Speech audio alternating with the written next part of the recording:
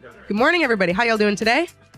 Good. Glad to hear it. I know many of you, some of you I do not. My name is Zoe Schneider, and I work in the marketing department for Epic Games on creator marketing mainly. And I'm here with Max today, who I will let introduce himself as well. Hello, everyone. My name is Max Ornstein. I'm the Group Director of Integrated Marketing at Unfold. I've been doing entertainment marketing my entire career, gaming 95% of that time, so I'm a big dork. I love this stuff. I'm really excited to talk about it. This is a marketing speed run. It is not going to go into great detail into anything. It is a crash course into what the best practices are across the entire marketing funnel.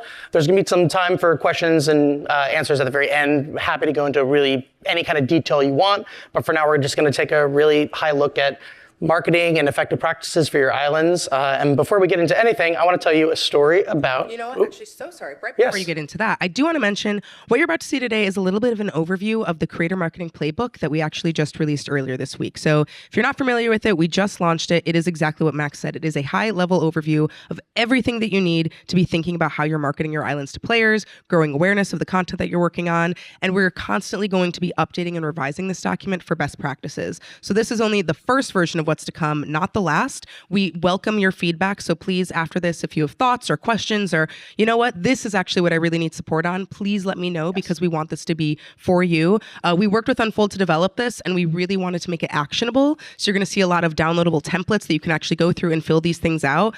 I know there's a lot of pros in this room who do this well, but I think it's still a good exercise to do. I mean, when we're talking about marketing action plans, which you'll cover briefly in just a moment, even if you think that you've done all of these things, I would really encourage you to sit down with this playbook, go through it step by step, and make sure that you're reflecting these best practices in the content that you're sharing with the community. We know we've got some work to do to continue supporting you in this, and we want to keep doing it. So like I said, don't be a stranger. Come up, talk to me. Let's chat about it and see how we can continue to improve this for future versions. But Max, I'm going to pass it to you so you can tell them all about marketing. Thank you, Zoe. All right. Again, in the interest of taking a very high-level view at first, we're going to start with a story about an elephant. I promise this is going to come back around marketing. So let's say you want to bring the circus to town. What do? Well, you start asking, do people even want a circus? You start talking to people, what kind of circus do they like? What do they don't like? What towns are interested in having a circus? So that's what we call market research. Okay, so you know what town wants what kind of circus, and you want to let people know. So you draw a sign. That's owned advertising. So in marketing, we talk about things that are owned, things that you make yourself. This is a sign you made to get your message out into the world. All right, well, you can make your signs, but in order to really amplify your message, you're going to need to get it out there. So what you do is you hire an elephant to wear your sign to walk through town. So that's paid promotion. In this case, you're paying the elephant in peanuts, but it could be a social media ad, it could be a creator or an influencer program, anything like that. It's called paid promotion. But something happens. This elephant tramples the mayor's flowers. It's a disaster. That's publicity. There's good publicity and there's bad publicity, but it really matters how you react to it. So if you can get the mayor to laugh about it, if you can get him to see the humor in that, maybe the newspaper will write an article about, wow, this elephant trampled the mayor's flowers, but he was laughing about it. So that's called earned media in public relations, right? So earned media is you do something so interesting that other people want to amplify your message for you, and you don't have to pay them for it, so you earn that kind of coverage. So you get people to the circus, and they want to buy your cotton candy, and they want to play your games, and they're paying for the tokens or whatever, so that's sales, right? You got people there, they're now spending their money. In our world, maybe that's V-Bucks or DLC or anything like that. And when you do all of that, when you do the own marketing, you get the earned, you do the paid, you do the promotions, the sales, that's marketing entirely. So what does this mean in the real world? Well, first, what you're going to have to do is you're going to have to define your island, right? You're making an experience, you're making a game. You have to really start with, why is this important? What inspired you to make it? What was your inspiration, whether it was another game, whether it was an experience that you felt lacking? Just write that down. Keep that in mind, right? You can kind of hold that up against anything you do throughout the life of the marketing campaign, throughout the life of the game, just to make sure you're remaining true to yourself, remaining true to your vision, true to what makes this interesting to you as a creator. Then you have to define what your core experience is. That's going to be one of those marketing points. If you want to get a little more detailed, it could be what's called a USP, like a unique selling point, things that really make your game kind of stand out. And then you have to ask yourself, well, what does make it stand out? What makes it unique? What makes it special? Why is it better than other similar islands? Or what can it offer that isn't out in the marketplace right now? That's also something that you're definitely going to want to write down. You're going to want to keep in mind, because those are the kinds of things that make really powerful marketing messages. Is why is this worth your time? There is a problem with time these days. There are so many different games, so many different things pulling for people's attention, that you really want to focus on what is unique, and that's going to help you rise up over the noise. And what's your elevator pitch? So I know there's a lot of people in this room that are kind of familiar with this kind of thing, but if you're not, let's say you get in an elevator and Tim Sweeney's there, you have 30 seconds to your floor. You need to be able to define everything that is special about your game, why it's important, why someone should play it in 30 seconds or less. If you can't do that, I really urge you to work on it, because I guarantee you, you will get into a situation where you're gonna have 30 seconds to tell someone about your game, and you're gonna wanna have that in your head so you can define it. It also helps with your marketing message, because then you're really comfortable distilling the best points of your game or your island or your experience, whatever it is, down into a digestible format.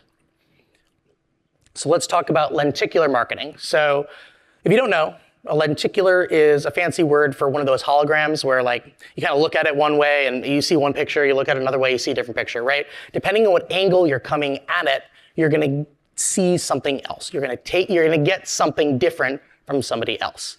So this is it's a marketing philosophy, it's a marketing framework that allows you to talk to different audiences in ways that they will be most primed to receive your message. So in order to talk about lenticular marketing, we have to talk about defining audiences. So there's a lot of different ways to define your audience. We call that audience segmentation in marketing, where you chop up your total addressable audience into different kinds of segments. There's a lot of different ways to do that. As an example, we can talk about player motivation. So let's say there's players that are really excited about proving that they're the best. They're really driven by competition, that victory royale kind of player, right? So that's one audience segment. Another one could be people who just really play because they enjoy socializing with their friends. It's how they relax after a long day. They hop on with their friends, they can play across the world, and that's how they catch up. Sure, they enjoy the game, but they really enjoy the fact that the game allows them to be social. There's also other players that are completionists. They want to get every achievement in the game or do everything you can possibly, master every aspect. There's a little bit of overlap with the player that's driven by competition, but it is a little bit different. So once you've defined your audience segments, and again, it doesn't have to be motivation. It can be, but it can be a lot of different things. You're going to start thinking about lenticular marketing. So again, what that is it's creating an asset or a suite of assets that can speak to different audience segments in ways that they are most primed to receive your message without having to create a very specific asset for every single message and every single player and every single segment that you're trying to attract to your game or your audience.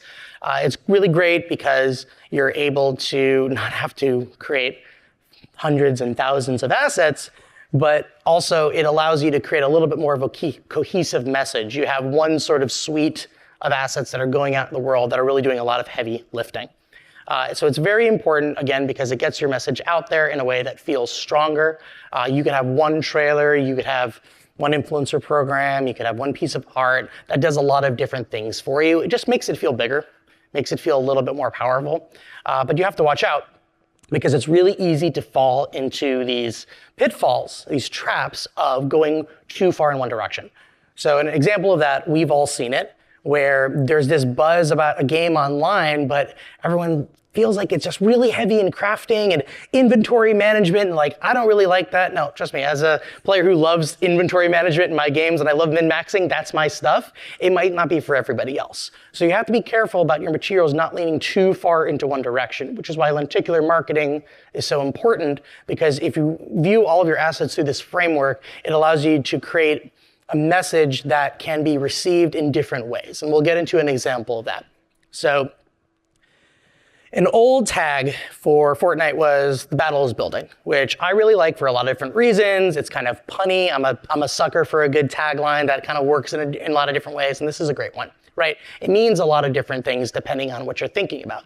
But more importantly, it means a lot of different things depending on what kinds of assets you're pairing this one asset, so a tag is an asset, with. So if I were to put this up against this image The battle is building. You see this team of people. Maybe you think, oh, well, it's kind of like a social game. You can kind of have a bunch of different people. And in this image in particular, it's a bunch of different IPs all coming together. So it doesn't really talk about like the battle and the competition. It feels more building of a social experience, right? If you put it against this image, well, this is more about the battle, right? It's also about literally building. You see this sort of fort that this person has constructed. So that can kind of speak to someone who's really looking for more of maybe it's an outlet of creativity or an outlet of strategy in their games. If you put it against this image, now you start seeing that big battle, right? The battle is literally building. There are hundreds of people all converging on one spot. Who's going to win? Who's going to be the best? Maybe this one talks a little bit more to that competition-driven audience segment. The point is, lenticular marketing allows you to do one thing, in this case it's your one tag, that depending on how it's positioned situationally or how it's positioned with different assets, allows you to do a lot of work with one thing. If you just want to get down to the bones about it, like budgets are really thin. I don't know what kind of budgets y'all are dealing with right now, but it's also very budget friendly if you have one thing, one trailer, one piece of key art that really can speak to a lot of different audiences and get your message out there in very different ways. So a marketing action plan is, as Zoe said, we have some examples on this online on the playbook, but what it is it's literally what the initials are. It's a map. It's a map to your marketing. So what is it? It's going to tell you what audience you're trying to reach, how you're trying to reach them, where you're trying to reach them, and at what time in this campaign you're trying to reach them, right? It's literally a map, and it looks like a grid. I'll show you an example in a moment, but it really breaks down your different audiences and the different assets and different messages that you're trying to get out over the course of the campaign. It's incredibly valuable. I guarantee every single game that's ever been marketed, probably in the last 25 years or so, has had some version of this. It used to be called the go-to-market plan. Map is becoming a little bit more of the word choice just because and we'll talk about this in a minute, but go-to-market, you're not just designing something to go to market and then it's out there and you stop supporting it. Everybody knows this, live service is the future, right? You need to continually support your game. So it's more of a marketing action plan. So you define your audiences. We talked about that already. It could be based on segmentation. It could be based on motivation. It could be based on similar games that people have liked. You could chop it up that way. You end up chopping up your audience segmentation into a lot of different subgroups as well. But really, it's important when you sit down to make your map, you have a list of your audience, their motivations, what they like, what they don't like, where they hang out online. That'll help you figure out where these assets are going to go. So the more you know about your audience, the more robust and the more useful your map is going to be. And then you have to devise your creative platform. So a creative platform, in short, is one idea, one sentence, one fun line, one group of words that all of your marketing assets ladder up into. It is one overall plan that you can kind of hang all your different marketing assets and beats and campaigns and things you do online under. And as long as you're following this overarching idea of your creative platform, everything is going to feel like it's part of the same campaign. So it's just going to make it feel a little bit bigger. It's going to make it feel greater than the sum of its parts because it feels like there's a bigger message that it's part of. We'll talk more about that in a minute. The other two things that a map is really good for is showing where you need to generate awareness. So let's say you have a beat around, you're going to reveal who your villain of your game is, or a new feature that you're taking advantage of in UEFN, something like that. It'll show you literally, oh, okay, I need to talk to these people in this way because they're the audience that's going to be most primed to be really interested in a villain, something like that. Pardon me. It also shows you where your amplification is going to be needed. So amplification could be just you putting out more assets in a certain period. It could be paid, right? It could be, oh, I'm going to run some YouTube pre-roll if you've got that kind of money. It could be a partnership with a creator if you have those relationships. Really anything to boost your message. The map will show you kind of where you need to be. So on the next page, you're going to see a really, really simplified version of this. There's also a template on the playbook. This is just something I put together for a fictional game. It's not really important exactly what it is, but you can see it sort of breaks out a six-month timeline, your key assets that you're doing, what you're talking about, what you're doing on social, because in this fictional map. Social is really important, but it is really important to everything. We'll talk about that in a minute as well. What audience segments you're going after, any kind of PR beats or amplification, any kind of interesting things like a studio tour, or you're running a giveaway where people can name a location in your game, and then events that you want to be at. So this is, again, it's very simplified. The real ones are a lot more detailed, and it doesn't say audience segment A. It actually says like who you're reaching, and you'll tie that back to your segmentation about like what their online behaviors are, things like that. 1 minute. So let's get into branding, which is really important. So branding is, quite simply, what someone thinks of when they think of your game, your experience, your brand, your IP, whatever it is. It's that sort of mental image or feeling or idea that they get when they think of your experience. Visual identity is really tied to branding. It can be everything from your logo to your colors to your type treatments. Key art is a really big part of branding. It could be sort of how you present yourself on social, which we'll get to in a little bit. But it's really important that all this is consistent and you have a strong vision for it, because again, if you can be consistent in how you're presenting your brand to the world, people are going to have a stronger idea of who you are, of what your game is, what your island, your experience, whatever it is, and they'll have a more solid idea in their head, and it'll feel more real to them. It'll feel more trusted, it'll feel more experienced, it'll feel bigger. And then, and this is the exciting part, once you've gotten a couple experiences, islands, games, whatever it is under your belt, you can start thinking about your brand. It's never too early to start thinking about a studio or a personal brand, but it becomes more important when, after a couple successes or two, you start to be able to trade under that. Everybody has an idea of a studio or a publisher that they're just releasing banger after banger. Like, I don't even need to know what this next game is about. I know it's going to be a good experience. Yes, we've all gotten burned by that before, for sure. Some games fall short of our expectations. But the idea is, if you have strong personal branding, if you have strong studio branding, whatever your group is, it's going to allow you another angle to really market your experiences. Like, you develop that cachet, and then you can have people trade on that to have more trust in your game or your experience. I didn't click through. Oh, there is that one. Key art. So this is a very important part of your branding. So why is key art important? It is your entire brand promise, your entire game, your entire experience distilled into one image. And if that wasn't important enough, it's how people see your experience. So why we're here today. For UEFN, if you go on to the Discover section, there are literally thousands and thousands and thousands of these islands. I think at last count, there's something like 500,000, something like that. You need to be able to overcome the sea of sameness. This is a problem that has plagued marketing since the beginning. In the before times, in the long, long ago, when you would walk into Best Buy or Walmart and all you would see are these games on the shelves, your key art, your box art, needed to be exciting enough that without any online presence, without anything else, people would be gravitated towards that and want to pick it up, right? It's the same problem now.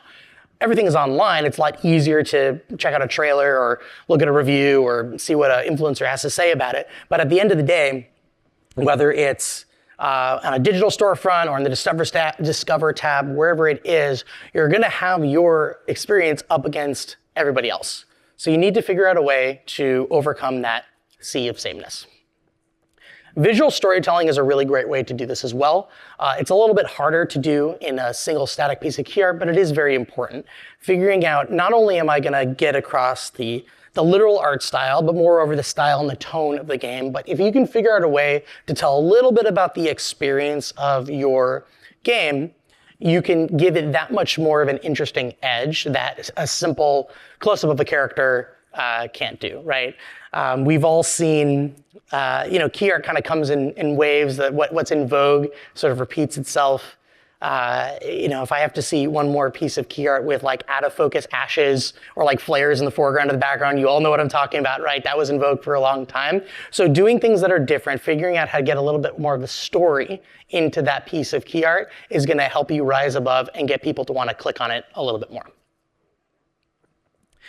Process and tools. There's a lot out there. There's Photoshop, there's paid programs you can use, there's free programs you can use, but the most important thing is just finding the process that works for you, that works for your team. There is no one solution.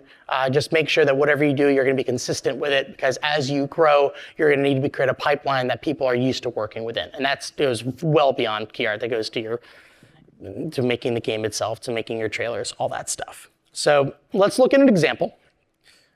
This is a game called Rocket League Sideswipe. Maybe some of you are familiar with this. I'm sure most of you are familiar with Rocket League. So this is an Epic owned IP where I actually worked on this piece of key art, and they came to us and they said, so we're going to make a mobile game. We're going to make a mobile version of Rocket League. How can we make it different enough so that people understand that it's not the same experience, but it's also still part of this brand. It's still part of this storied game that people love so much.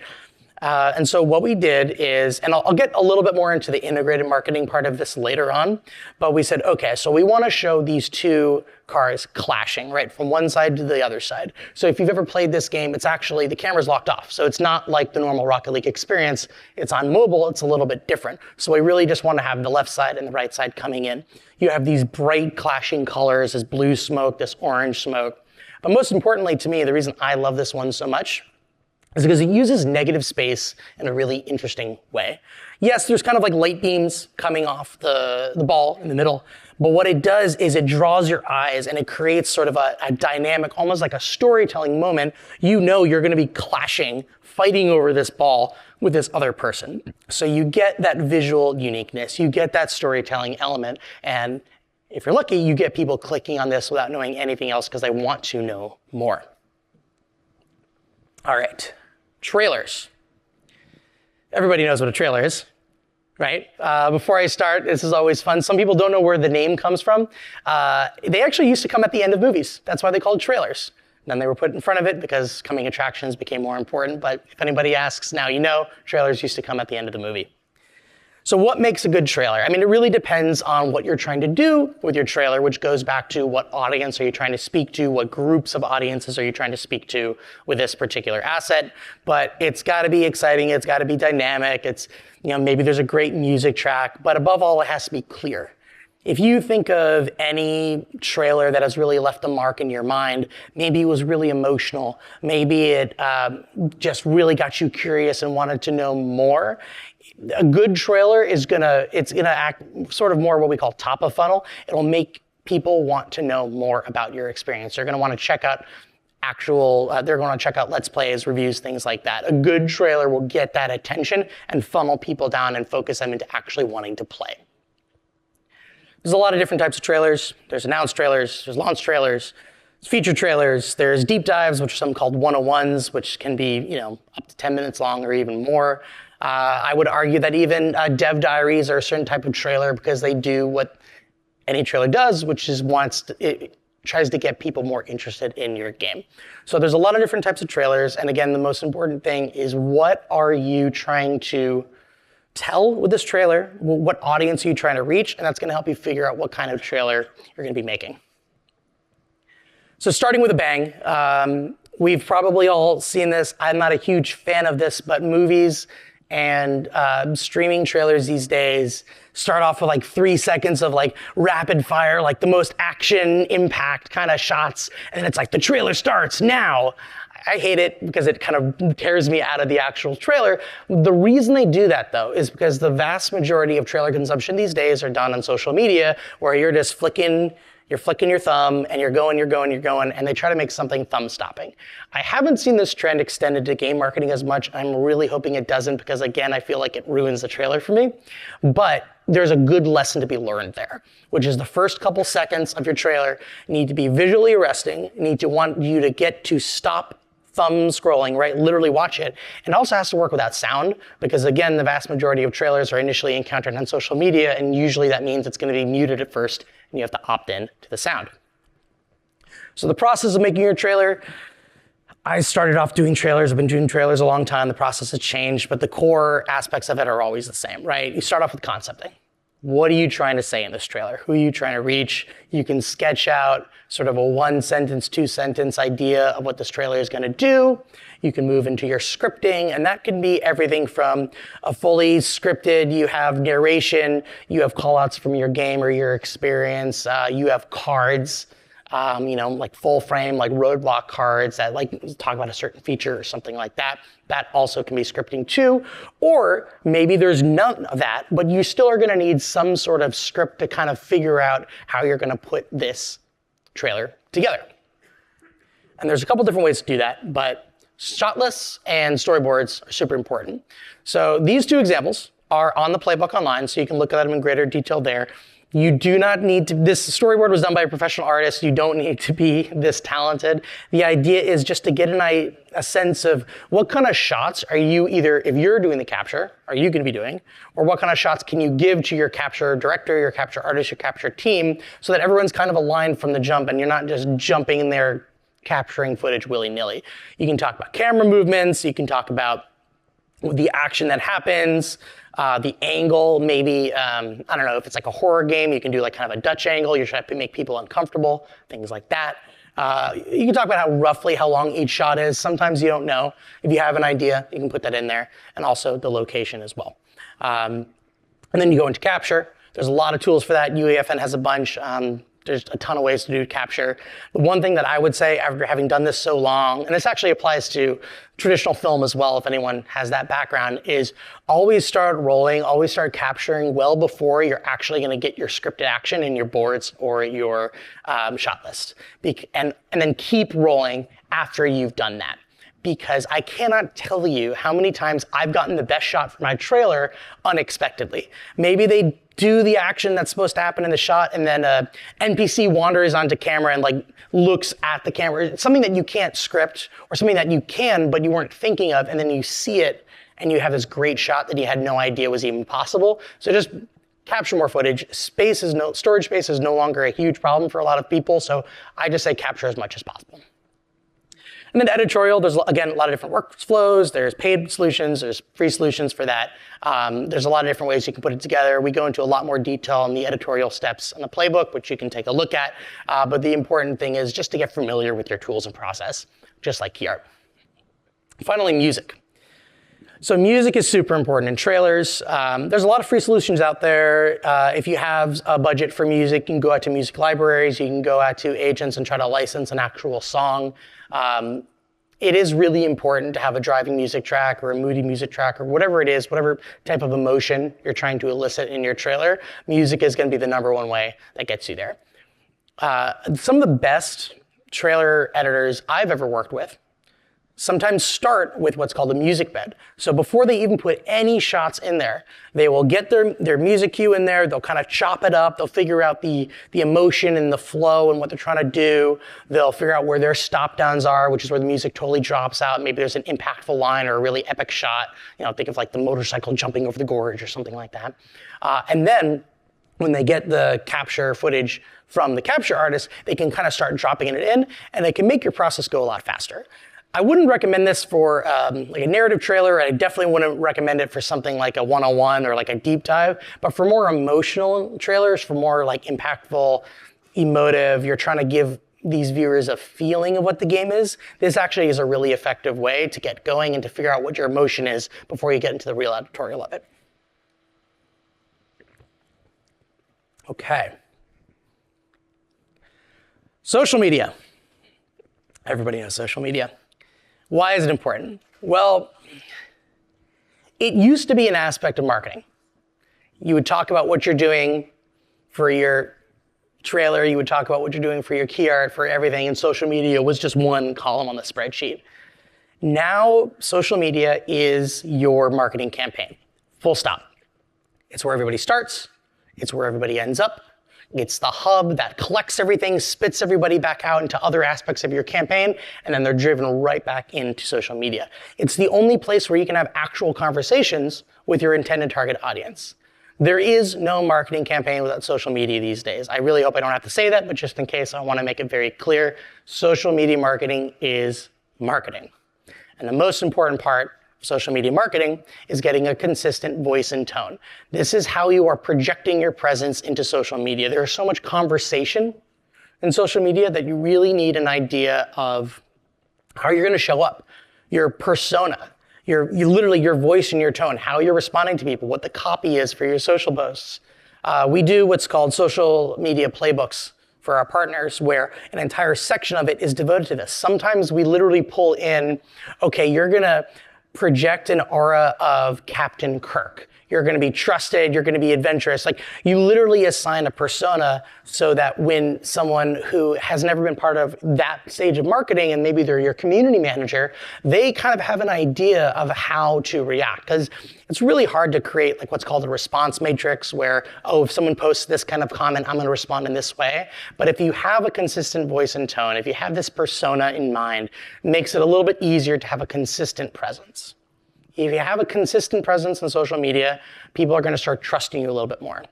We'll talk about trust in a second, but trust is incredibly important in social media. To feel like you have a consistent, actual, not a person behind the brand, because that gets into a little bit of a weird territory, but just a consistent presence, something that people can rely on and recognize, it makes it feel more real. It makes it feel like more established and more trustworthy. So channel strategy is also very important, right? How you're going to show up on TikTok is very different than what you're going to do on Discord versus YouTube versus Twitter or X or whatever it's called these days. It really understanding how you're going to act on your channels, the kinds of assets you're going to put on there is incredibly important, right? What performs well on TikTok typically tends to be a little bit more raw, a little bit more unpolished than something on YouTube. And that's completely different than anything you would ever put on X. You need to know your platform because certain audiences will gravitate towards certain social media platforms. And so if you know, oh, hey, audience A, who I'm trying to reach in this way because they like these features, they hang out on Reddit a lot, you're going to create Reddit-specific assets that really target them. Content creation and cadence is very important. You need to get your workflow down. You need to find a cadence that's going to work for you and work for your team. I've worked with brands that do up to 5 posts a day, which is an incredible volume. I've worked with brands that do 1 post a week, which is really low, but if it's impactful, if it's true to the game and the experience, it still works. As far as content creation goes, there's a lot of different ways you can do it. You can do cut downs of a trailer, which perform really well on, say, Instagram. You could do a behind the scenes of a funny prank that happens at the office, which maybe isn't exactly marketing your game, but it is marketing your brand. And you put that on TikTok, and then people start to see, oh, there's real humans behind this thing. I want to learn more about them and what they're working on. So again, you take your tone, you apply it to the channel strategy, and you figure out how you're going to make your content, and you map that all back to your map and your audience segmentation to be the most impactful and most effective. Cross-promotion interactions. So social media is the only marketing vehicle that you can have real-time conversations, right? So it used to be a one-way conversation. I am putting a trailer into world. I'm putting a billboard on the corner. I never hear what you're saying about that. One way. Then it became two-way with the beginnings of social media where people could comment on a post or something like that. Now it's really an N-way conversation, if you're familiar with that terminology. It just means it's really kind of an uncountable web of interactions where if I show up on social media, right, and I foster these interactions, people are then going to be having their own interactions and their own kind of conversations in ways that I don't control. But as long as I've had a consistent brand, a consistent tone, if I've stayed true to my creative platform, my message is going to be solid enough that I can kind of control that message when people are talking about it over here, not on my own channels. Obviously, you're never going to be able to control everything, but you can set yourself up for the most likelihood of success if you're consistent with all of that above. Cross promotions are also a great way to take advantage of social media. Maybe there's another studio that you're friends with, and you've seen brands comment on their other channels before. Sometimes it's kind of like silence brand. It doesn't really work. Again, you have to do it in a really authentic way. But if there's another studio that you're friends with or another brand that you want to comment on, that's a really nice way to take advantage of the unique aspect of social media where you can kind of get your message injected into other conversations in a way that feels more natural than just trying to show up in someone else's spot, right? Managing your community. So The internet was a mistake. It is a dumpster fire, a hellscape of trolls, and I hate it, right? But that doesn't mean it's not useful. So when people are commenting negatively and they're not arguing in good faith and they're just being trolls, ignore them. Don't delete the comments. It's actually going to cause more attention to be driven to them, but instead ignore them and lift up people that are either giving you positive feedback, positive sentiment, or maybe they are trying to argue, but they're arguing in good faith. They're giving you good constructive criticism, and you, as your brand, can say, you know what? That's a really good point. We're going to take that internally. We're going to come back to you and tell you how we're going to take that feedback moving forward. We'll talk about trust in a little bit, but trust is incredibly important, and that's one way to generate it, is to engage in good faith arguments with your audience. Post-launch. So again, you don't just fire and forget. You have to completely service the game once it's out in the world.